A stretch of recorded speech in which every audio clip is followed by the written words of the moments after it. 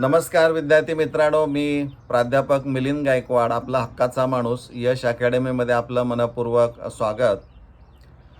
College versus coaching classes किंवा खाजगी classes हा वाद काही आता नवीन नाही, हा खूप जुना आहे.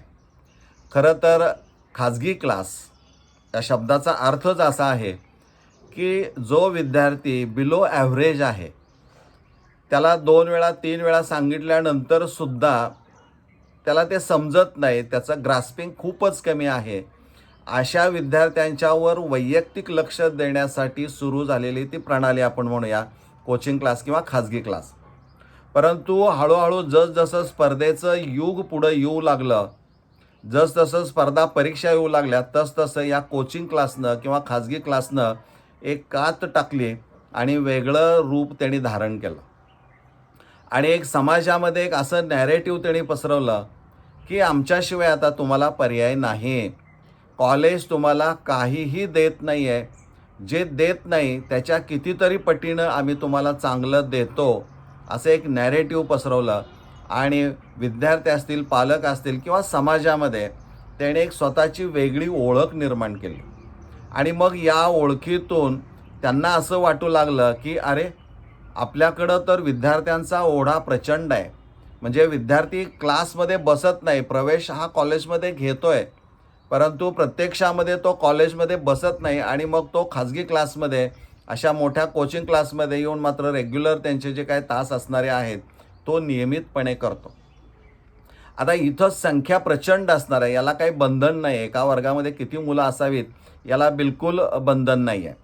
कारण कॉलेजमध्ये एक प्रकारची मर्यादा असते, एवढी विद्यार्थी संख्या 60, 80, 120 ही मर्यादा ठरलेली असते. आणि कॉलेज म्हटलं की तिथं गुणवत्ता आणि व्यक्तिमत्व विकास या सर्वांगीण बाजूनं विचार करून त्या विद्यार्थ्याची डेव्हलपमेंट केली जाते.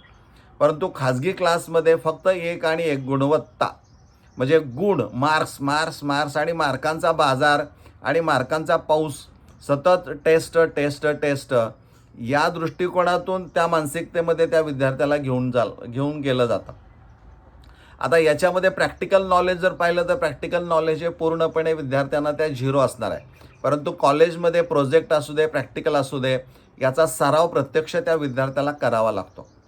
आणि बाकीच्या ज्या गोष्टी असणार आहेत, फारसं न सांगता ज्या गोष्टी आहेत कॉलेजमध्ये, त्याला निश्चित काही मर्यादा आहेत. कारण कॉलेज लेवलला जो काही अभ्यासक्रम ठरवून दिलेला आहे तो त्या वेळेमध्ये त्यांना पूर्ण करावा लागतो. त्यामुळं नीटसारख्या, JEE सारख्या किंवा MST सारख्या परीक्षांची स्वतंत्रपणे व्यवस्था करणं नकळत का असेना, परंतु ते राहून जातं. काही प्रमाणामध्ये काही ठिकाणी या व्यवस्था केलेल्या आहेत, परंतु तो ताण पुन्हा त्याच शिक्षकांच्यावर पडतो. आणि त्यामुळं खाजगी क्लासनं जे काही नॅरेटिव्ह असं पसरवलेलं आहे की नाही, आमच्याशिवाय दुसरं कुणी आता इथं नाही, यातून ज्या गोष्टी घडत आहेत, 2026 हे शैक्षणिक दृष्टिकोनातून अतिशय वाईट असं वर्ष आहे. कारण 12वीचे पेपरसुद्धा फुटले. नागपूरला तुम्ही पाहिलं असेल, एका शिक्षकानंच जे पेपर सेट केलं तोच पेपर एका खाजगी क्लासवाल्याला दिला. किंवा नीटचं आपण आता पाहतोय काय परिस्थिती आहे. संपूर्ण नीट पेपर फुटीचं जे काय केंद्रस्थान असणारं आहे ते पुणे शहर आपल्याला प्रामुख्यानं पाहायला मिळतं. म्हणजे इथं हे जे सगळं पेपर फुटीचं जे असणारं आहे खाजगी क्लासवाल्यांच्या माध्यमातून झालेलं, ते कशासाठी झालं असणार आहे, तर पैशाची मनीषा. म्हणजे ज्या लोकांच्याकडं प्रचंड पैसा आहे त्यांच्याकडून पैसा घ्यायचा आणि त्यांच्यासाठी ह्या सगळ्या गोष्टी करायच्या, अशी एक व्यवस्था गेले अनेक वर्ष राबत आहे की काय, अशी शंका येणं साहजिक आहे. त्यामुळं आज मी जे हे काही तुम्हाला सांगतोय त्याचं कारणच आहे की कॉलेज निवडत असताना पालक म्हणून विद्यार्थ्याला फारसं याचं माहीत नसतं किंवा पालकांनासुद्धा ह्या गोष्टी माहीत नसतात. कारण ज्यावेळी तुम्ही कॉलेजमध्ये, म्हणूनच मी एक व्हिडिओ काढला होता की तुम्ही त्या प्रिमायसेसमध्ये जाऊन या सगळ्या गोष्टींचा अभ्यास करा. विशेषतः विज्ञान शाखेकडं जे विद्यार्थी असणारे आहेत यांच्या बाबतीमध्ये पालक 100 पावलं पुढं असतात आणि पाल्य मात्र फार पाठीमागं असतो. आणि पालकच इतके पुढं पळत असतात, 11वीला प्रवेश घेण्यापूर्वीच खाजगी क्लासला, अकॅडमीला ते जॉईन करून रिकामे होतात. त्यामुळे एक नवीन ट्रेंड आता प्रस्थापित होतो आहे की कॉलेज आणि खाजगी क्लास याच्यामध्ये ज्याला लागेबांधे आपण म्हणूया ते निर्माण झालेले आपल्याला पाहायला मिळतात. म्हणजे ते टायअपच केलं जातं. किंवा काही कॉलेजेस असे आहेत बरं का, की ज्या ठिकाणी त्याच इमारतीमध्ये काही हायर म्हणजे नीट आणि जेई किंवा CETसाठी काही शिक्षकच हायर करायचे, बाहेरून मागवायचे, तज्ज्ञ शिक्षक त्याला लेबल दिलं जातं आणि त्यांच्या माध्यमातूनच ह्या सगळ्या गोष्टी करून घ्यायच्या असतात. त्याला इंटिग्रेटेड पॅटर्न किंवा एज्युकेशन असं गोंडस एक नाव त्याला दिलेलं आहे. खरं वास्तविक आता कॉलेजमध्ये जे काही लेक्चरर्स म्हणून निवडले जातात बरं का, त्यांच्याकडं डिग्री असते.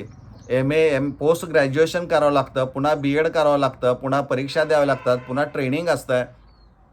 निवड समितीच्या समोर त्यांना जाऊन बरं का त्यांचं सिलेक्शन होतं आणि त्यांच्याकडंच गुणवत्ता नाही असं आपण म्हणू, तर हे कुठं तर चुकीचं आहे असं आपण म्हणतो. कॉलेजवर सध्या विद्यार्थी पालक विश्वास ठेवायला तयार नाही. त्याची कारणं कॉलेजच्या शिक्षकांनीच खरं शोधली पाहिजेत.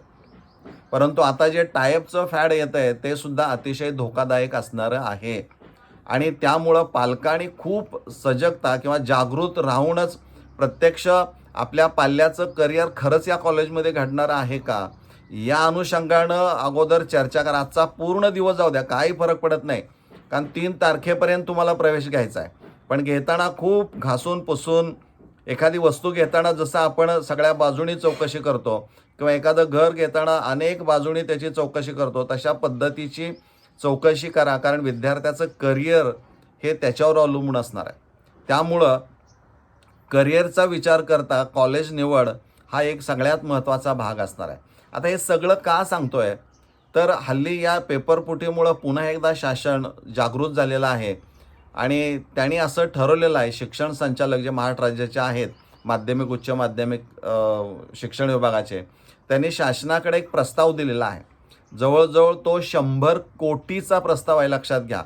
आणि त्यामध्ये त्यांनी जे खाजगी क्लासेसचं नेटवर्क कॉलेज आणि त्यांच्यामध्ये जे काही निर्माण झालेलं आहे, हे जाळं तोडण्याच्या दृष्टिकोनातून प्राधान्य ते देत आहेत. म्हणजे बायोमेट्रिक प्रत्येक विद्यार्थ्याला ती हजेरी कंपल्सरी करत आहेत. त्यामुळं जर एकदा शासनाने या 100 कोटी या प्रस्तावाला जर मंजुरी दिली, तर प्रत्येक उच्च माध्यमिक विद्यालय असू दे किंवा कनिष्ठ महाविद्यालय असू दे, तर बायोमेट्रिक ही कंपल्सरी असणार आहे. त्यामुळं व्यक्तिगत त्या विद्यार्थ्याला जाऊनच तिथं ते थंब इम्प्रेशन करावं लागणार आहे आणि ती हजेरी ऑनलाईन पद्धतीनं कुठल्याही शिक्षण विभागातल्या लोकांना पाहता येणार आहे. त्यामुळं तो विद्यार्थी वर्गामध्ये आहे का अन्य कुठं आहे, तर हे सगळं त्यांना पाहता येणार आहे. त्यामुळं पूर्ण नियंत्रण हे ठेवण्याचा प्रयत्न या शिक्षण विभागाचा आपल्याला पाहायला मिळतोय. त्यामुळं 75% हजेरी त्या विद्यार्थ्याची कॉलेजमध्ये भरणं गरजेचं आहे आणि जर नाही भरलीच तर मग मात्र त्या विद्यार्थ्याला 12वी बोर्डचा अर्ज ज्याला आपण म्हणतो परीक्षेचा फॉर्म भरता येणार नाही, त्याला त्यापासून बाजूला केलं जाईल. म्हणजे इतकं काटेकोरपणे प्रयत्न हे चालू आहेत. कॉपीच्या बाबतीमध्ये पण आपण बघितलं, काटेकोरपणे प्रयत्न केले, काही ठिकाणी झाली, परंतु त्याच्यावर आळा निश्चित बसलेला आहे आणि त्यामुळं निकाल खाली आलेला आपल्याला दिसतोय. निकाल खाली आला म्हणजे गुणवत्ता ढासळली असं होत नाही आहे. तर ह्या कारणामुळं देखील निकाल कॉपीवर जे प्रतिबंध केलेला आहे त्या कारणामुळं सुद्धा निकाल खाली आलेला आहे असं आपल्याला म्हणायला काही हरकत नाही. त्यामुळे शासन जागृत झालेलं आहे. शिक्षण विभाग हे यावर लक्ष ठेवून आहे, त्यांचं नियंत्रण ठेवण्याचा प्रयत्न करत आहेत.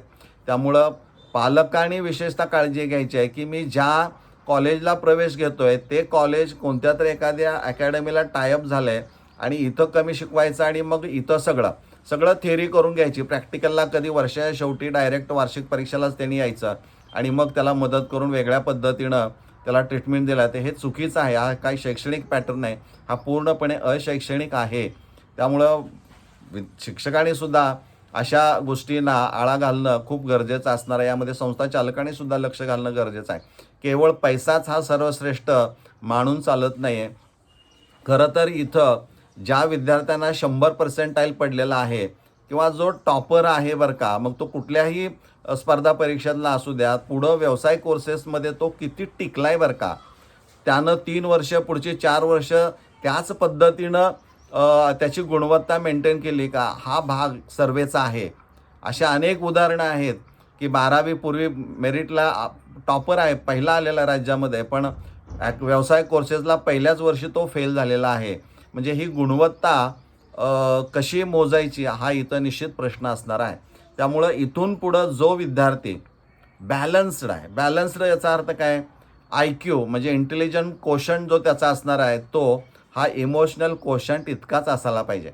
म्हणजे नुसतं भाराभर त्याला बरं का गुण मिळवण्यासाठी 100 आणि 200 टेस्ट घेतलेले आहेत, पण प्रॅक्टिकल नॉलेज 0 आहे.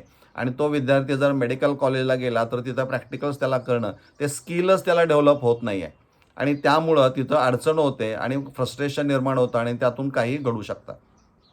पण जो विद्यार्थी बॅलन्स्ड आहे, दोन्ही इमोशनल कोशंट आणि इंटेलिजंट कोशंट बॅलन्स करून जातोय, तोच इथून पुढं स्वतःच्या आयुष्यामध्ये तो यशस्वी होऊ शकतो. त्यामुळं पालक असू देत, विद्यार्थी असू देत, खूप जागृत राहून ह्या गोष्टी काटेकोरपणे तपासूनच आपल्या पाल्याचं करिअर कुठं आहे, ह्या सगळ्या गोष्टींचा विचार करूनच प्रवेश घ्यावा असं मला वाटतं. म्हणजे खाजगी क्लास वर्सेस कॉलेज किंवा कॉलेज वर्सेस खाजगी क्लास हे थोडंसं कुठंतरी संतुलन बिघडलेलं आहे.